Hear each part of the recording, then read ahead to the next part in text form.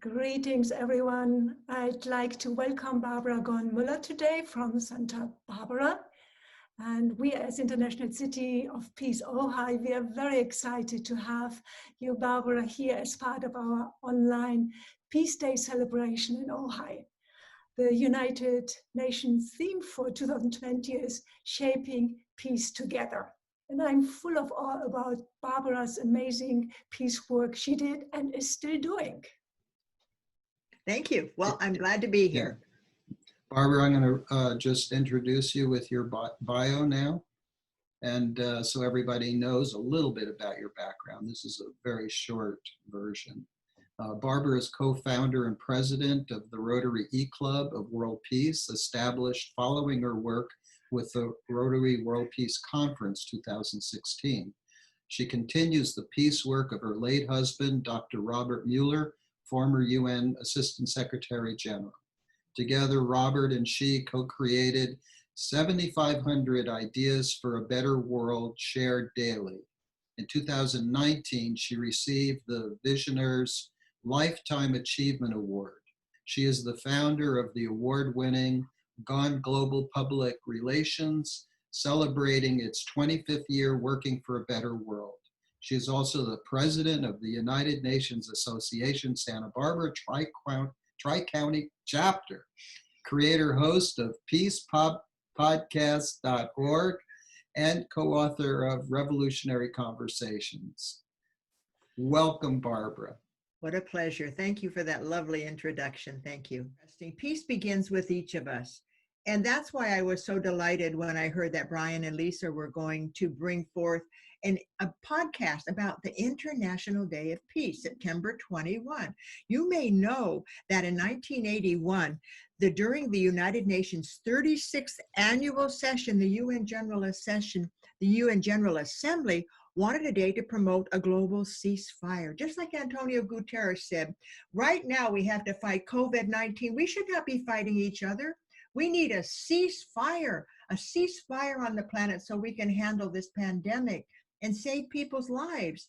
And so here we are on September 21, 2020, we're going to be celebrating an International Day of Peace.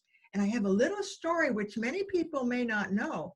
This happened because of this General Assembly, but it also happened because of Pathways to Peace.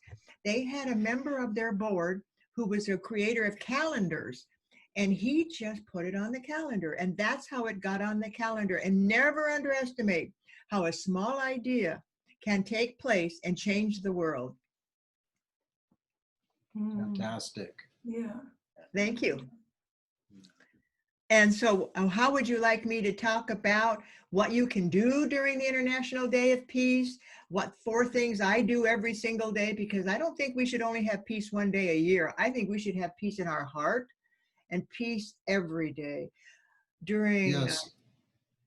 I would love to hear the 4 things that you do every day, Barbara, because you're such an inspiration to me and thousands of others. So just, people, especially now, really need some go-to tools. Well, the first one is something I learned from the 85 peacemakers I interviewed at the 2016 World Peace Conference. I am one lucky lady. I was able to use freeconferencecall.org and interview 85 of the 150 speakers who were going to speak at the first 2016 World Peace Conference. Well, I said to everyone that I interviewed on peacepodcast.org, I'm sorry, that's my podcast, on freeconferencecall.org, I said, what does peace mean to you? And they said, it begins with me and starts with the conversation. So my first step in bringing peace on this day and every day is to be present for the conversation, to come alongside, to use the tools in revolutionary conversation. And I always tell everybody, no matter what happens, do what you do in your car when you come to a stop sign. Stop. Why do you stop? You stop because you don't go forward until it's safe. The same way in conversation. Our first step in the revolutionary conversations is stop. Be present. Be there. And the second one is I say, and then ask a question. I heard you say that peace isn't possible. What does that mean? And then you start the conversation, and that's how you become the peace maybe that person needs. You haven't walked in their shoes. You don't know what kind of peace problems they've been having, and you have to be the peace they may need. The other one, my second one, is I have a peace corner. It's a little plaque that says Peace Corner. I have them in every room. So I remember when I entered the room to have peace, to bring peace into the room. And when the children at the Montessori school asked me, what could I do for peace? I looked in the back of the room, and this is when my dear husband, Robert Mueller, was still alive. And I said, look in the back of the room. You have peace in the corner of the stadium here. Why don't we create a peace corner? Well, they got so excited. Now every Montessori school has peace corners, and it's a place of tranquility. And they started to take them home, and now every home has a peace corner where you have a neutral zone. If your mother's yelling at you, I always tell these kids, that's where you go, and you can become the peace maybe your mother needs. Or if your mother needs to get away from you, she can sit in the peace corner. So these have become all sorts of models of in creating a peace corner. They have chairs, they have a globe, and I just have the peace corner in the kitchen and every room that I enter to remember that peace begins with me, and I can bring it into whatever situation I'm in. We may be the peace other people need. So those are two of my wonderful ideas that I practice every day. Barbara, the Montessori school here in Ojai has a peace pole and a circle of chairs around it. So just maybe you spark that idea the for peace them. pole So, is really fabulous. It's done by the Sadako Peace. It's a Sadako like Sadako, you know, how she was the lady who said if she created 1,000 cranes, maybe she wouldn't die from the radiation that happened after the bomb hit Japan. And I think about her and the peace gardens all over the world. And the peace pole is the Gaughen Peace Foundation. They started that, and they're a permanent member of the United Nations United Nations itself, who is celebrating its 75th year this year. Yeah, it sounds really wonderful, Barbara, what you are saying. And I like that you inspire people to stop a moment and connect. You know, nowadays where everyone is wearing a mask and connection and conversation is much harder, but you encourage people to stop anyway and connect, maybe through your eyes or, you know, however. And then this beautiful reminder about the peace corner, you can create everywhere a peace corner. You know, and like you started, peace starts within. So reminding people to come always back to this place within that is sacred within all of us. Beautiful. We're given this body for a reason, and we're given a mind and the energy to live our destiny. And I feel like you and Lisa, you and Brian are living your destiny of peace, and you created the International City of Peace.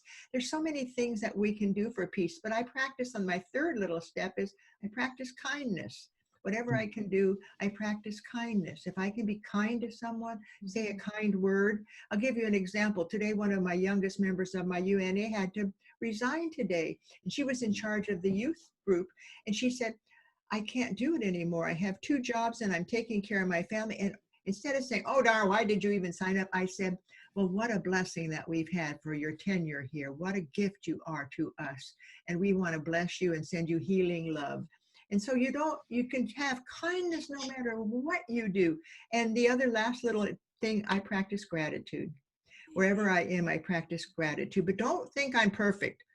I have a son who helps me stay on my course. When he was a little boy, I would say, now I'm going to teach you everything I want you to remind me when I get older. So he's always reminding me exactly what I taught him when he was a little boy, because I said our kids are our best teachers as we enter the realm of older than thou. Beautiful.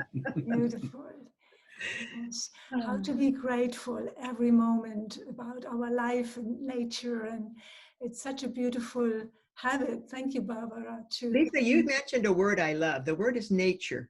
And when I do feel that I have overwhelmed, and we all get it with the COVID-19, I go into nature and I just stop. I just stop. I don't say, hello, nature, how are you? I just stop. And I let the moment create itself in nature. And sometimes it's 5 minutes, sometimes it's 2 hours, and I'll just sit still. I have a bench under a tree and I just sit there because I know the harmony we have to create with nature also spreads to the world. And I'm interviewing today on my peacepodcast.org, Larry Dawsey. And Larry Dawsey believes we are all one mind. One mind. What an amazing concept. He said, even after you pass, somebody passes, that mind energy is still with us.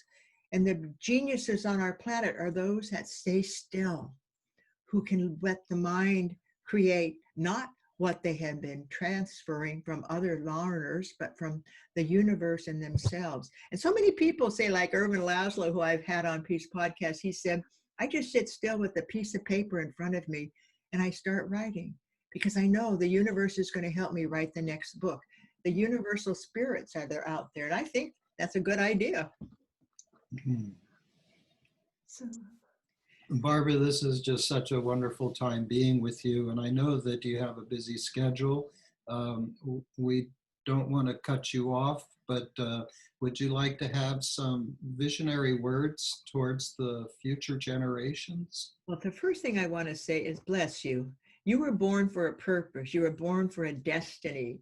I feel like people ask me all the time when I do these radio shows or keynote speeches, well, how can I find out if I'm on my destiny? And I say, are you joyful? Are you happy? And they say, well, okay, that's good. I'll be happy. I'll find out my destiny. What about a partner? You have the most perfect partners. And I said, the same thing goes. Look at Lisa and Brian. What did they find? Happiness in each other. And they became more of who they are with the person when they're with them. That's the answer. So my destiny is it's filled with enthusiasm. And if you're going to say yes to something, say it with enthusiasm. And if you're going to say no, thank you, but I'm glad you asked. And I'm glad you asked, Brian and Lisa. I love you both, and may peace prevail on earth. Oh, peace prevail on earth. Thank you so much, Barbara, for your wise words. Thank you. Well, when you get my age, you have a lot of wisdom.